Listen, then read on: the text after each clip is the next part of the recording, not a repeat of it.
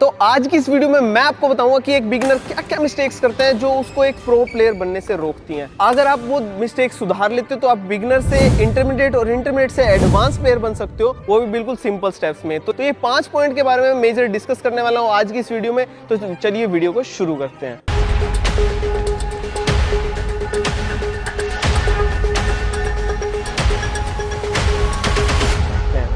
तो सबसे पहला पॉइंट है shot quality and shot selection. जब भी आप कोई ओवरहेड से या बैकहैंड से शॉट मारते हो लेकिन आपका ओपोनेंट वहीं पे खड़ा हुआ है जहां पे आपने मारा है, तो वो काफी ज्यादा खराब सिलेक्शन है। लेकिन अगर आप एक एवरेज शॉट मारते हो जहां पे ओपोनेंट नहीं है तो वो काफी बढ़िया शॉट है। और अब बात यहाँ पे आती है कि हमें गैप ढूंढना कैसे है। तो ढूंढोगे कैसे? जब तक आप ओपोनेंट को चारों कॉर्नर खिलाओगे नहीं ना, अगर आप ओपोनेंट की मूवमेंट नहीं कराओगे, जब तक मूवमेंट नहीं होगी ओपोनेंट की, तो वो बिल्कुल भी कोई स्पेस नहीं छोड़ेगा। वो एकदम सेंटर में खड़ा रहेगा, आपको लगेगा कि किधर मारूं। तो सबसे पहले आपको मूवमेंट करानी पड़ेगी, वो कुछ ना कुछ स्पेस खाली छोड़ देगा और उसी अपॉर्चुनिटी का हमें यूज करके वहां पे शॉट खिलाना है। वो उठा लेता है तो फिर दूसरा, फिर सेम, उसके बाद सेम प्रोसेस रिपीट करना है जब तक आपका पॉइंट आ नहीं जाता। तो ये काफी ज्यादा बेसिक चीज है, लेकिन ये काफी लोगों को नहीं पता होगी, इसलिए मैंने बताई ये वाली चीज।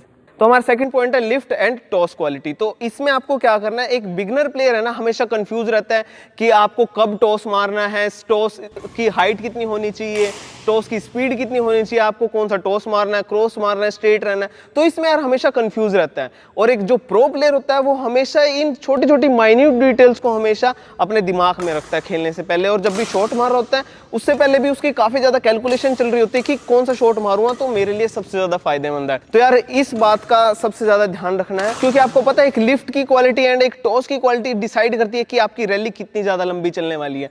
और आपका ओपोनेंट देखो, अगर आप शॉर्ट लिफ्ट देते हो तो ओपोनेंट इजीली किल कर देगा, अगर आप शॉर्ट टॉस मारते हो तो वो भी आपको इजीली किल कर देगा। तो मतलब एक परफेक्ट टॉस मारने के लिए आपको ये छोटे छोटे माइन्यूट डिटेल्स हमेशा ध्यान रखनी पड़ती हैं। और अगर आप ये सारी बेसिक टेक्निक सीख जाते हो तो आप एक इंटरमीडिएट प्लेयर बन सकते हो। अगर आप स्पीड पे भी वर्क करते हो तो आप एक एडवांस प्लेयर भी बन सकते हो।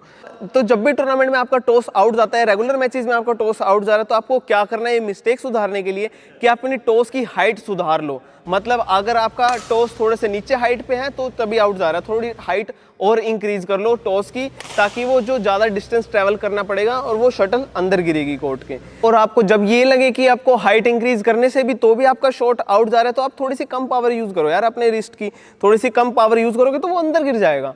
ठीक है, तो आपको ये चीज अप्लाई करनी है। अब बात करते हैं अटैकिंग टॉस की। तो अटैकिंग टॉस आपको जितना हो सके यार, मेरी रिकमेंडेशन के हिसाब से आपको थोड़ा सा प्री जंप लेके मारने हैं अटैकिंग टॉस। तो आप थोड़ा सा जंप लेके मारोगे तो उतना ही अच्छा आपका अटैकिंग टॉस जाएगा। और आपको मारना कब है, ये सबसे ज्यादा इंपॉर्टेंट पॉइंट होता है। जब आपका ओपोनेंट को ये लगता है कि आप एक अटैक मारने वाले हो तो वो थोड़ा सा डिफेंसिव पोजीशन में हमेशा ऐसे खड़ा रहेगा, तो उस टाइम पे आपको ये अटैकिंग टॉस मारना है, ताकि ओपोनेंट को एकदम से शॉक सा लगे कि ये क्या हो गया, और वो शटल एकदम से पीछे चली जाएगी उसके सर के। अब वो जैसे तैसे उठाने की कोशिश करेगा, हवा में उठेगी एंड देन आप किल करके वो पॉइंट गेन कर लोगे। तो ये काफी ज्यादा बेसिक टैक्टिक्स है, ये आप यूज करना तो धीरे धीरे आपको समझ में आने लगेगा कि कौन सा शॉट हमें कब यूज करना है। अब मैं बात कर लेता हूं कि लिफ्ट की क्वालिटी कैसी होनी चाहिए। तो जब भी हम लिफ्ट करते हैं तो हम ये देखते हैं कि कितना ज्यादा टाइट है वो शॉट नेट की। अगर वो थोड़ा सा दूर है तो हमें आसानी होती है कि लिफ्ट कैसे करनी है। तो अब मैं बात कर लेता हूँ थोड़ी लिफ्ट के बारे में। तो जब भी आप टूर्नामेंट खेलते हो या फिर अपने रेगुलर मैचेस भी खेल रहे हो, तो जब भी आपका ओपोनेंट ज्यादा अटैक मार रहा है तो इसका मतलब आप समझ जाओ आप कुछ ना कुछ गड़बड़ जरूर कर रहे हो। या तो वो ओपोनेंट ऑलरेडी पीछे है और तब आप लिफ्ट दे रहे हो तो यार अटैक ही मारेगा ना, वो वहीं पे खड़ा है। और अगर आप ये कर रहे हो कि अपनी लिफ्ट शॉर्ट दे रहे हो तो वो एक स्टेप लेने में कितने टाइम लगता है, वो अटैक मार देगा। तो आपको हमेशा समझ में आना चाहिए कि आपकी लिफ्ट में गड़बड़ है जब भी आपका ओपोनेंट अटैक मार रहा है। तो आपको सबसे पहले वो सुधारनी पड़ेगी, उसकी लेंथ सुधारनी पड़ेगी। लेंथ का मतलब क्या है इसमें? तो लेंथ का मतलब ये है कि जब आप ऐसे लिफ्ट कर रहे हो तो वो प्रॉपर थर्ड लाइन जानी चाहिए और प्रॉपर हाइट के साथ। हाइट छोटी रह जाएगी, बेशक प्रॉपर लेंथ है तो फिर भी वो बीच से पकड़ के अटैक मार देगा। प्रॉपर लेंथ होनी चाहिए एंड प्रॉपर हाइट होनी चाहिए, तब जाके एक अच्छा लिफ्ट होती है और तब जाके आपकी रैली चल पाती है। आपकी रैली अच्छी है, आपने लिफ्ट भी एकदम प्रॉपर कर दी, हाइट कर दी, लेकिन फिर भी ओपोनेंट अटैक मार रहा है, अब क्या करूं? तो इसका मतलब आपका डिफेंस कमजोर है। आप पीछे ऐसे लिफ्ट करके ऐसे वापस एकदम सेंटर में रेडी नहीं हो पा रहे जल्दी, तो आपको अपनी रिकवरी स्ट्रॉन्ग करनी पड़ेगी और वो उसका सिर्फ एक ही रास्ता है यार, शटल रन करनी पड़ेगी आपको। और एक और इंपॉर्टेंट चीज मैं आपको बताना चाहता हूं, अगर आपने अब तक एनएक्सएस टी शर्ट ऑर्डर नहीं करी है तो आप अभी वेबसाइट पे जाके इसे खरीद सकते हो। तो मैंने लिंक डिस्क्रिप्शन में दे दूंगा और टैग प्रोड्स पे भी इसका लिंक है। और अगर आपको एक्स्ट्रा डिस्काउंट चाहिए तो special 100 discount coupon code use कर सकते हो फॉर सम एक्स्ट्रा डिस्काउंट। तो हमारा थर्ड पॉइंट है reading the game and anticipation. तो यार तो इसका मतलब ये होता है कि ओपोनेंट ने शॉट मारा नहीं है लेकिन फिर भी आपको ऑलरेडी पता है कि वो किधर मारने वाला है। तो आप ऑलरेडी गेस कर रहे हो कि वो उसके मूवमेंट से, उसके हैंड मूवमेंट से, हैंड जेस्चर से, उसकी बॉडी लैंग्वेज से आप गैस कर पा रहे हो कि वो किधर शॉट मारेगा। तो इसे हम एंटिसिपेशन बोलते हैं और ये काफ़ी ज़्यादा मैचेस देखने के बाद, खेलने के बाद आती है ये वाली चीज़। तो आप जितना ज़्यादा मैचेस खेलोगे, जितना ज़्यादा टूर्नामेंट्स में पार्टिसिपेट करोगे और जितना ज़्यादा मैचेस आप फ़ोन में देखोगे BWF की, तो यार वो काफ़ी ज़्यादा आपको दिमाग में घुसती चली जाएगी कि यहाँ से ये शॉट कितनी ज़्यादा पॉसिबिलिटी है कि वो किधर मारेगा शॉट। और आपको एक सिंपल ट्रिक बताता हूँ कि आप इसे बेटर कैसे कर सकते हो कि आपको ऑलरेडी कुछ पैटर्न्स रीड करने हैं। जैसे हमेशा आप देखते हो, अगर आप ओपोनेंट को अपने बैकहैंड पे देते हो तो अगर आपका ओपोनेंट थोड़ा सा स्लो मूवमेंट में जा रहा है तो और बैकहैंड ले रहा है तो उस टाइम पे क्या होता है कि थोड़ा सा फ्रंट कोर्ट पे हमेशा वो नेट के पास आसपास रखता है ताकि वो इजीली रिकवर कर जाए। और अगर आपको ये लगता है कि आपने ज्यादा प्रेशर क्रिएट कर दिया ओपोनेंट पे और वो स्पीड से निकला बैकहैंड पे, तो आपको एक स्टेप पीछे ले लेना है। आपको एंटिसिपेट करना है कि वो लिफ्ट आएगी, तो आपको एंटिसिपेट करना है वहां से टॉस मार देगा, तो आपको यहाँ से अटैक मार देना फिर।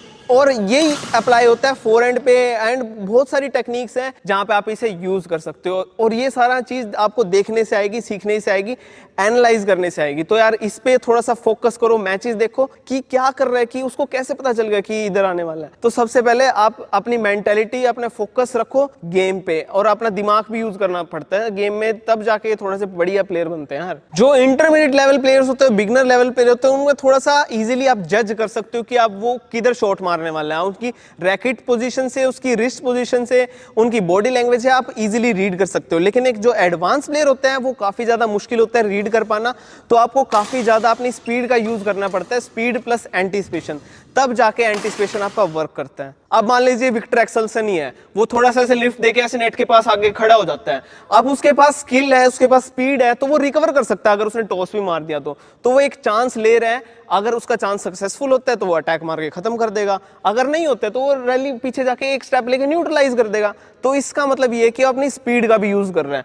तो अगर आपके पास इतनी ज्यादा स्पीड नहीं है तो आप एंटिसिपेशन थोड़ा सा कम यूज करो। अगर आपके पास स्पीड आ जाती है तो आप थोड़ा सा ज्यादा भी यूज कर सकते हो स्किल को। तो फोर्थ पॉइंट है हमारा फुटवर्क। तो एक बिगनर से इंटरमीडिएट अगर आपको जाना है तो आपको प्रॉपर स्टेपिंग सीखनी पड़ेगी कि आपको मूवमेंट करनी कैसे है, फ्रंट कोर्ट कैसे मूवमेंट करनी है, आपको इधर फ्रंट कोर्ट कैसे करनी है, आपको डिफेंसिव फुटवर्क कैसे करना है। तो यार सबसे पहले आपको इनकी बेसिक टेक्निक सीखनी पड़ेगी।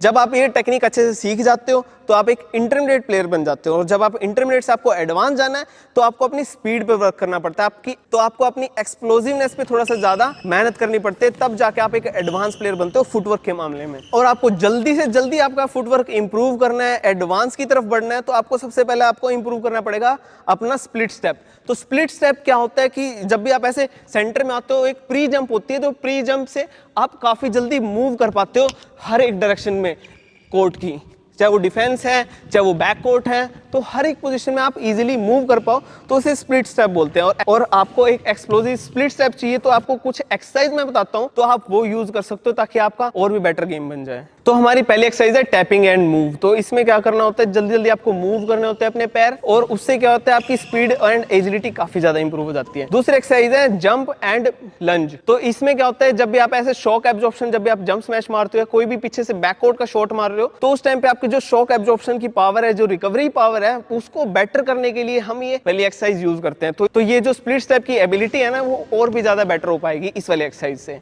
तो हमारी थर्ड एक्सरसाइज है जंप एंड स्प्रिंट। तो इससे क्या होगा, इससे हमारी स्पीड इंक्रीज होगी। अटैक मारने के बाद एकदम से जो मूवमेंट है ना फ्रंट में जाने की, तो वो काफी ज्यादा इंप्रूव होगी। और कोर्ट एक्सरसाइज से अलग भी आपको जिम में एक्सरसाइज करनी पड़ेगी, जो आपकी लेग्स की स्ट्रेंथ, ओवरऑल स्ट्रेंथ को काफी ज्यादा इंप्रूव कर देंगी। जैसे आप वेटेड स्क्वाट्स कर सकते हो, वॉकिंग लंजेस कर सकते हो, ऑल्टरनेट लंजेस कर सकते हो। ये काफी ज्यादा इजी एक्सरसाइजेज हैं और आपकी स्ट्रेंथ इंप्रूव करने में बहुत ही ज्यादा मदद करती है, बहुत ही कम टाइम में। इंपॉर्टेंट चीज होती है बैडमिंटन में, वो होता है लंज। जब भी आप फॉरवर्ड फॉरवर्ड मूव कर रहे हो तो उस टाइम पे एक सॉलिड लंज है ना आपका बहुत ही ज्यादा गेम इंप्रूव कर देता है, जिससे ओवरऑल काफी ज्यादा स्टेबिलिटी आती है, आपकी स्पीड इंप्रूव होती है और एक जो पावरफुल जो स्ट्रोक मारना है, एक पावरफुल स्टेबल फुटवर्क होता है, तो उसमें भी काफी ज्यादा मदद करेगा आपका एक सॉलिड लंजेस की एक्सरसाइजेस। अगर आपको जंप इंक्रीज करनी है अपनी तो उसकी भी मैं 4 एक्सरसाइज बता देता हूँ। एक है वेटेड स्क्वाट्स और दूसरी एक्सरसाइज है स्टैटिक जंप, जो आप ऐसे हाई जंप करते हो ऐसे नॉर्मली, तो जितने ज्यादा ऊपर हो सकते हैं एक बारी में वो करने की कोशिश करना। तीसरी एक्सरसाइज है बॉक्स जंप। तो जब आप जंप कर रहे हो तो बॉक्स के ऊपर जब आप लैंड हो रहे हो तो उस टाइम पे आपको थोड़े स्टेबल पोजीशन होल्ड करनी है, ऐसे हाफ स्क्वाट की पोजीशन। अब फिफ्थ पॉइंट है ग्रिपिंग मेथड। तो एक बिगनर प्लेयर हमेशा कंफ्यूज रहता है कि हमें कौन सा शॉट खेलते हुए कौन सी ग्रिप इस्तेमाल करनी है। तो यार इसके बारे में मैं आपको अभी बताता हूँ, लेकिन जो बिगनर प्लेयर है उसको सबसे ज्यादा डिफिकल्टी ये आती है कि अपनी ग्रिप चेंज नहीं कर पाता फोरहैंड टू बैकहैंड और बैकहैंड टू फोरहैंड।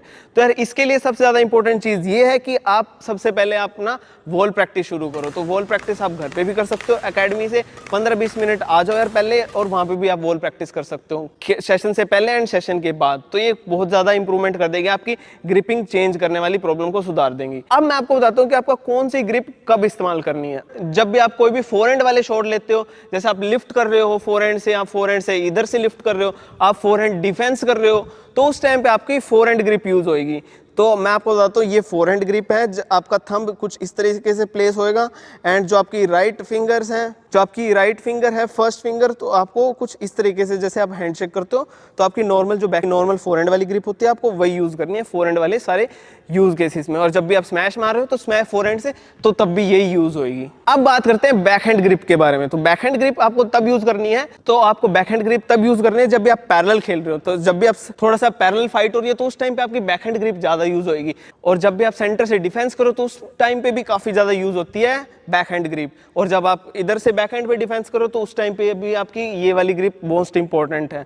और जब भी आप हाफ स्मैश मारा तब भी ये बहुत ज्यादा इंपॉर्टेंट है। अब बात करते हैं थोड़ी पैन हैंडेड ग्रिप के बारे में। तो पैन हैंडेड ग्रिप आपको जब यूज करनी है जब आप बैकहैंड पे जा रहे हो, कोई भी शॉट ले रहे हो। तो जब भी आप फंस जाते हो ना बैकहैंड पे, जो अब आपका लेट बैकहैंड होता है, तो उस टाइम पे आपको पैन हैंडेड ग्रिप इस्तेमाल करनी है। तो पैन हैंडेड ग्रिप इस्तेमाल करोगे तो आप अपना लेट बैकहैंड शॉट्स हैं वो सारे रिकवर कर सकते हो आसानी से। और जब भी आप अपना नॉर्मल बैकहैंड मार रहे हो तो उस टाइम पे भी आपकी फोरहैंड ग्रिप ही यूज होती है। थोड़ा सा पैन हैंडेड और फोरहैंड के बीच में ये ग्रिप यूज होती है, आप इसे पैन हैंडेड ग्रिप भी बोल सकते हो। जब भी आप बैकहैंड मारने वाले हो तो आप अपनी पैन हैंडेड ग्रिप ही यूज करनी है, ताकि वो इजीली लॉक ना कर पाए आपका हैंड। पैन हैंडेड ग्रिप का ये यूज होता है ताकि आपकी रिस्ट एकदम फ्रीली मूव कर पाए बैकहैंड वाले एरिया में जितना भी है। आप अगर ड्राइव मारने वाले हो, टॉस मारने वाले हो, क्रॉस क्लियर करने वाले हो, तो सब में यूज होती है ये पैन हैंडेड ग्रिप। तो इसे नोट जरूर कर लेना। और हमारा 6 पॉइंट है डिफेंस। तो जब भी आप डिफेंस करते हो, एक बिगनर प्लेयर हमेशा लैग करता है रिकवरी में डिफेंस की। वो ऐसे लिफ्ट तो कर देता है लेकिन लिफ्ट के बाद ऐसे नॉर्मल ऐसे पीछे बैकवर्ड पे जल्दी नहीं आ पाता।